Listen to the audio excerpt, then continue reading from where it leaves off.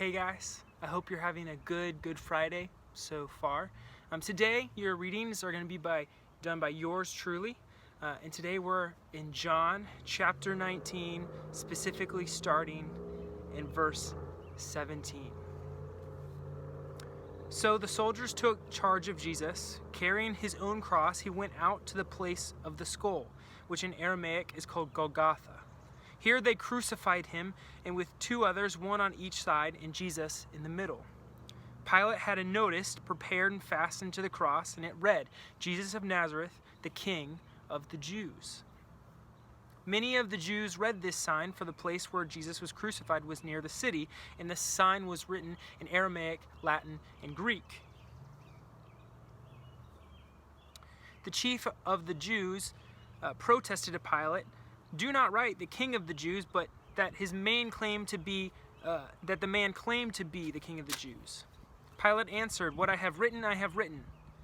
When the soldiers crucified Jesus, they took his clothes, divided them into 4 shares, one for each of them, with the undergarment remaining. This garment was seamless, woven in one place from top to bottom. "Let's not tear it," they said to one another. "Let's decide by lot who gets it." This happened that the scripture might be fulfilled, which said, "They divided my garments among them and cast lots for my clothing." So this is what the soldiers did.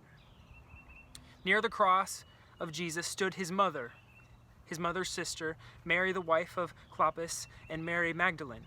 When Jesus saw his mother there and the disciple whom he loved standing nearby, he said to his mother, "Dear woman, here is your son."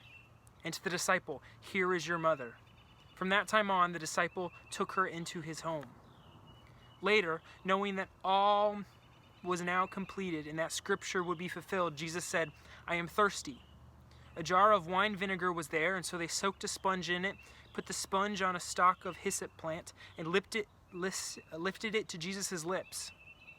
When he had received the drink, Jesus said, "It is finished." And with that, he bowed his head and gave up his spirit. Today is Good Friday, the day Jesus was crucified.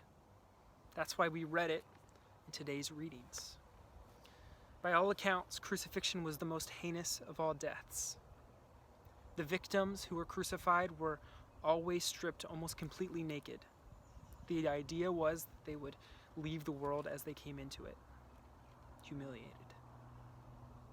Additionally, crucifixions were always public.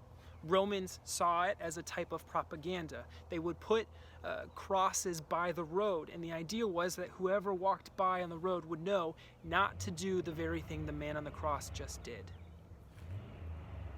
We know that this was true of Jesus as well. His death was very public. We don't know if the road was through the hill or if the hill was visible from the road, but we know that truthfully, Jesus' death was public because the Jews were upset about what was inscribed above Jesus' head. Jesus of Nazareth, King of the Jews. They suggested it be changed to a man who claimed to be the King of the Jews. Jesus' death was public. But the crucifixion as a method of death was also heinous physically. Very literally, it's death via suffocation. The way it works was stakes would be driven through your feet or probably a bone around your ankle, probably in each leg, and your hands were fastened above your head. And very literally, to stay alive, you had to lift yourself up for each breath. All of the weight on your body on those stakes through your feet in order to take a breath.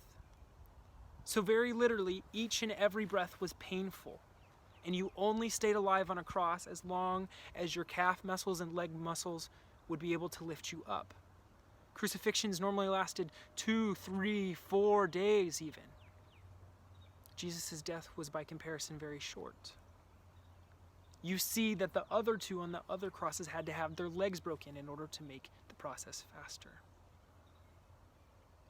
Remember, this heinous way of dying was what we believe the creator of the world chose for us. God, the person who keeps breath in our lungs, gave his last through this terrible, heinous way of death. We believe he did that in order that we may have life. You see, he lived a perfect life. He was the only human who didn't deserve death. And yet, he got death regardless, because he chose it. He chose to die so that we could live. He didn't deserve death, which means he could be a sacrifice for us. We can know God, we can know Jesus because of his death on the cross. Praise be to the God who died for us. Praise be to the King of Kings. Praise be to Jesus Christ, who died on the cross for us today. Happy Good Friday.